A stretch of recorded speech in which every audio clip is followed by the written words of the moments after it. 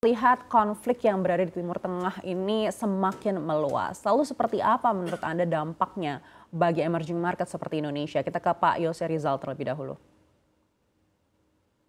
Oke, ya memang kita melihat dalam beberapa waktu belakangan ini, hampir sebulan belakangan, terlihat peningkatan eskalasi yang cepat sekali. Yang tadinya ketegangan itu hanya melibatkan Israel dengan Palestina, sementara yang lain-lain hanya sekedar ikut-ikutan. Sekarang memang sudah ada konflik-konflik yang lebih terbuka dengan berbagai pihak-pihak yang lainnya, seperti Lebanon, kemudian juga Iran pun juga, walaupun belum direct konflik ya, tapi kita sudah melihat bahwa ada kemungkinan yang besar ke arah sana. Dan ini tentunya punya implikasi-implikasi terhadap berbagai kegiatan ekonomi dunia, di mana salah satunya adalah masalah logistik. Logistik yang tadinya melewati terusan Suez itu sekarang ini sudah lagi tidak bisa melewati terusan Suez.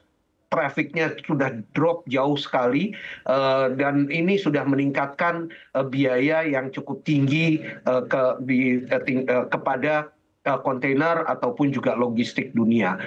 Selain itu, tentunya ada hal lain yang lebih menaikkan harga minyak dunia selama beberapa minggu belakangan ini sudah naik misalnya hampir sekitar 10%, sehingga kita bisa melihat adanya kemungkinan kalau memang terus ada peningkatan di eskalasi dari tensi di Timur Tengah ini, bisa-bisa mungkin harga minyak dunia akan menembus harga yang sebelum-sebelumnya, tertinggi sebelum-sebelumnya. Dan ini tentunya akan berpengaruh sekali kepada perekonomian dunia dan juga kepada perekonomian Indonesia. Menurut proyeksi Anda, seperti apa dampaknya untuk harga minyak hingga akhir tahun? Dan sebesar apa kira-kira konflik ini bisa meluas? Apakah menurut Anda akan sebesar konflik Rusia dan Ukraina? Iya, ini tergantung dari sampai sejauh mana eskalasinya tentunya ya. Kalau kita saat ini kan serangan-serangan dari Israel ke beberapa negara-negara lain seperti Lebanon ataupun juga Iran dan Syria itu masih sifatnya belum direct atau open konflik, lebih kepada tindakan-tindakan atau aktivitas-aktivitas intelijen dan beberapa serangan-serangan, mungkin serangan-serangan rudal di sana.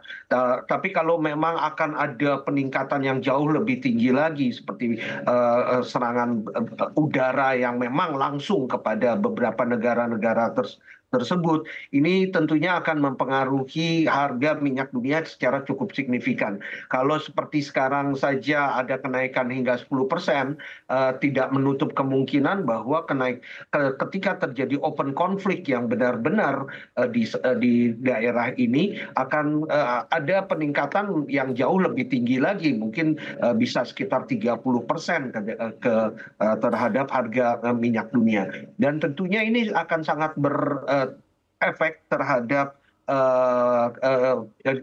perekonomian Indonesia. Dari satu sisi harga minyak akan meningkat, dan yang lebih penting lagi adalah karena kita memberikan subsidi yang cukup tinggi kepada BBM, maka defisit yang terjadi di anggaran kita, di APBN kita, mungkin juga akan semakin tertekan, karena setiap kenaikan harga minyak $1 misalnya, itu diprediksi bisa meningkatkan kenaikan defisit hingga antara 4 sampai 5 triliun rupiah.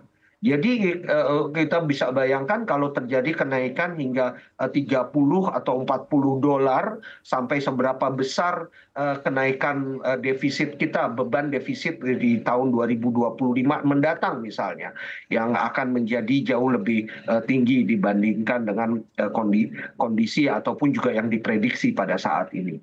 Baik, bagaimana dengan tingkat inflasi? Meskipun dalam beberapa bulan ini kita memang mengalami deflasi, tapi apakah ada kemungkinan inflasi ini melejit secara signifikan?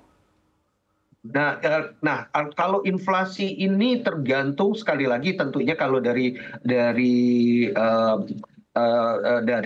minyak ya BBM, apakah memang pemerintah akan tetap menjaga harga BBM sama seperti sekarang atau tidak, atau melakukan adjustment ke depannya.